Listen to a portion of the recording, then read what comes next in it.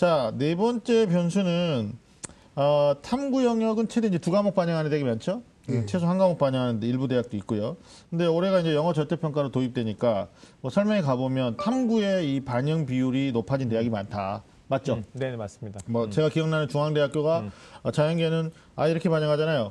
영어는 감점, 가산점이고 국어하고 수학이 40, 40인데 뭐 탐구 아니다. 자연계니까 탐구가 40. 뭐 이렇게 그렇죠. 이제 되는 경우들이 있는데 특히 이제 사회탐구 또 쉽게 보는 학생들도 있고 쉽게 보면 또 문제가 뭐냐면 나는 득점은 좋은데 표준 점수나 원점수는 백분위가 높은데. 좀 네네, 낮아지면서 이런 네네. 문제가 있어요. 또 과탐 어렵게 보는 학생들도 있고 굉장히 경우 수가 다양합니다. 이거 탐구 반영에 대해서 오정훈 선생님 좀 정리 좀 필요하실 것 같아요. 예, 일단 영어 절대평가 시행에 따라서 특히나 이제 영어 등급 점수를 뭐 가감점이라 하죠. 가감점을 반영한 대학들 대부분이 국어, 수학, 탐구 반영률을 많이 높여놨습니다. 네. 설령 이제 영어를 그 비율 반영 점수라고 해서 반영한다 하더라도 네. 대체적으로 국수탐의 점수를 비율을 많이 높여놨기 때문에 탐구 영역이 더더욱 중요해졌죠. 특히나 이제 자연계 학생들은 과탐 반영 비중이 꽤 높은 편이죠. 어쨌든 간에 예전보다는 탐구 비중이 높아졌다고 보셔야 되고요. 네. 그래서 이제 자신이 탐구 과목별로 최종 받게 될 표준 점수 100분위를 잘 살펴서 진행해 볼 필요가 있습니다. 네. 어쨌든 간에 예전보다는 네. 탐구 반영 비중이 거의 뭐 적어도 50%에서 많게는 2배 이상 많은 경우도 있다라고 보셔야 될 것 같습니다. 그러니까요. 그러니까 탐구 영역 같은 경우는 사실은 이게 사실 탐구 영역 과목이 갖고 있는 표준 점수가 높고 낮음이라든지 이런 특징이 하루아침에 결정된 건 아니잖아요. 네. 사실은 학생들의 교육 과정에서 어떤 과목은 좀 광범위한 내용을 다루지만 난이도가 좀 낮은 특징이 있고 어떤 과목들은 좀 지역적이고 전문적인 영역을 다루면서 좀 난이도가 높은 그런 과목이 있거든요. 그래서 사실 우리 학생들이 탐구 과목을 선택을 할 때 사실 어떤 학생들은 나는 뭐 등급만 필요하다 이러면 등급을 잘 받을 수 있는 과목을 선택을 했고 난 좀 표준 점수가 많이 반영되는 대학을 지원을 해야 되니까 그런 고려해서 좀 일부러 그런 전략적으로 선택한 과목이 있는데 중요한 건 이 실제로 이 탐구 과목은 성적표가 나와서 결과를 봐야 실제로 자신이 선택한 탐구 과목의 유불리가 확정이 되니까 미리 속단하지 말고 그럼요. 끝까지 반영 방법이라든지 비율이라든지 점수를 명확하게 좀 확인할 필요가 있다. 아마 구체적으로 하면 이럴 것 같습니다. 이번에 제가 사회탐구를 가채점 결과를 보다 보니까요. 네. 생활과 윤리, 윤리와 사성은 거의 만점을 네네. 받아야 맞아요. 1등급 예측된단 말이에요. 그럼 보통 만점을 받은 1등급 예측되면 실제 예상된 표준 점수, 특히 100분의 경우는 98 정도가 찍혀 나올 수 있습니다. 만점을 100이 안 받았으면. 나오죠. 아니면 뭐 더 심한 경우는 90이 나올 수 있어요. 네. 그러면 다른 이제 사회문화라든지 한국지리 이건 대체적으로 1등급 컷을 47점 정도 예측하고 있는데 그런 네. 경우에서는 100분위가 적어도 99 정도 나온단 말이에요. 맞아요. 그러니까 99와 만점 받았을 때 생윤이라든지 윤사 경우는 뭐 98도 97. 그러니까 100분위 기준에서 1, 2점 차이가 나타날 수도 있습니다. 그래서 이런 부분들은 성적 통지표를 받아봐야 구체적으로 알 수 있지만 그러니까 지금 정도에서 일종의 표현은 그렇지만 탐구발 점수가 많이 오르는 학생들은 쉬워서 오르는 학생들 경우는 이제 나중에 가면 조금 점수가 깎일 수 있다는 것을 고려해서 보는 것도 중요할 것 같습니다. 실제점과 가채점이 많이 달라지는 건데 특히나 이제 100분위 성적을 반영한다. 아주 굉장히 좋은 말씀해 주셨거든요. 만점자가 많고 고득점자가 많으면 100분위가 원래 100에서 시작하는 게 일반적인데 뭐 느닷없이 97 이렇게 시작하고요. 2016학년도 수능에서는 물리2 같은 경우가 2등급까지 만점이었어요. 그러니까 막 하나 틀리면 애들이 바로 3등급 되는 이런 구조가 실제 이제 수능 결과로 나올 수 있으니까 아마 우리 학생들은 이런 경우도 있다고요. 내 친구는 47점 맞았고 자기는 45점 맞았어요. 근데 과목이 달라요. 과목이. 근데 45점이 오히려 표준 점수도 100분위도 더 좋을 수도 있다. 아까 선생님이 얘기해 주셨던 거고 100분위 변환 표준 점수라는 게 있단 말이에요. 네. 근데 이걸 대학이 수능 성적표가 나오면 홈페이지에다가 공지를 합니다.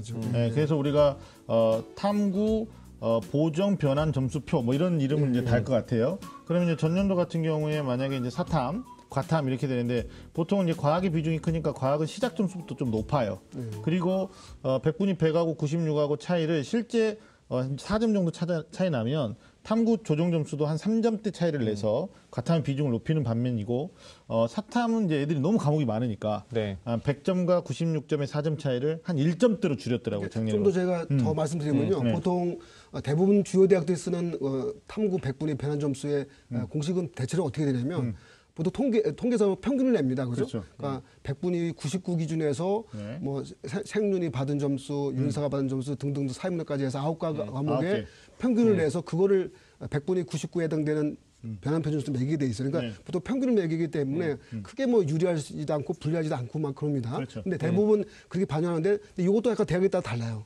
소위 이제 학생들한테는 소위 이거 20시 전문적인 표현이긴 한데 탐구를 물보정했느냐, 불보정했느냐. 그러니까 불보정이냐. 다른 뜻으로 한 물보정이라는 뜻은 이제 탐구 100분위 점수를 많이 줄여나갔고 네네. 좀 주로 못 본 학생들한테 유리하게 보정했던 것이고 네. 불보정했다고 하면 그냥 편차를 늘리는 거죠. 원칙대로 편차 늘려서 하는 거기 때문에 그것에 따라 약간 또 차이가 날 수 있습니다. 맞아요. 그래서 실제 탐구 배열 점수가 통상적으로는 평균으로 나오기 때문에 대략 비슷한 점수의 점수가 나타날 수 있는데 이것도 일부 대학은 대학에 따라서 자기들 방식대로 또 매기기 때문에 네. 그 점수차가 크게 벌어졌느냐 줄어들느냐를 보는 것도 필요합니다. 그러니까 대학이 그 탐구 변환 편점수를 사용한 이유가 그 어떤 학생들이 특정 과목을 선택해서 얻을 수 있는 우연한 유리함을 네네. 또 우연한 불리함을 줄이기 위한 거잖아요. 그렇죠. 네. 그리고 이제 그 영어 절대평가 되고 나서 탐구 반영 비율이 한 높아졌으니까 결과적으로는 우리 학생들이 정시를 지원할 때 가장 꼼꼼히 살펴야 될 영역이 바로 탐구 영역이다. 이렇게 이해하면 될 것 그러니까 같아요. 아마 제 학생들 입장에서는 조금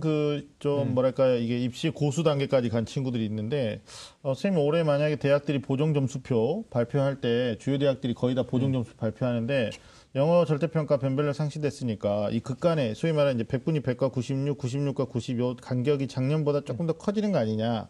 그러니까 외형 반영 비율도 늘어났지만 이런 것도 염려하는 경우가 있어요. 그래서 한번 비교 체크할 필요도 있을 것 같다는 생각이 들어요.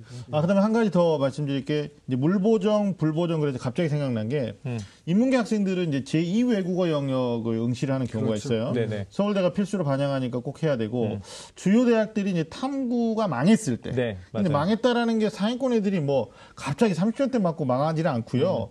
자기는 44점 맞았는데 3등급이에요.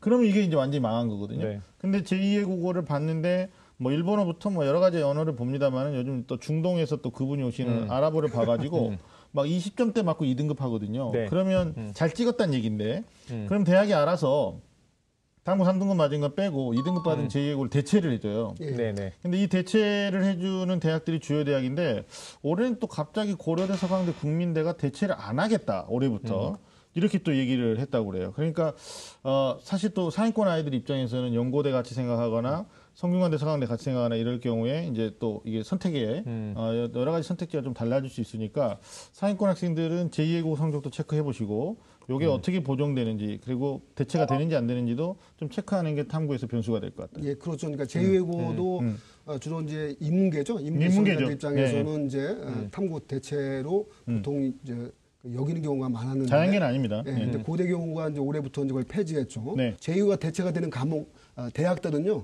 통상적으로 내가 대체가 안 됐을 때는 약 0.3점 정도 자기 점수 깎인다고 보시면 되고요. 네. 대체가 됐을 때는 2점 정도 오를 수 있다 정도를 보고서 네. 판단하는 것도 중요합니다. 정시에서 2점이면 그럼요. 수능 100일 네. 때는 또 어마어마하거든요. 그러니까 이게 사실 어떻게 보면 제2 외국어는 선택권이지만 이걸 가지고 특정 과목을 선택해서 완전히 이득을 보고 또 어떤 아이들은 못해서 피해를 보고 이건 어떻게 보면 형평성에 맞지 않는다. 문제가 있죠. 예, 그래서 제2 외국어 폐지설 이런 게 좀 나오고 있는데 한번 알아두시면 될 것 같아요.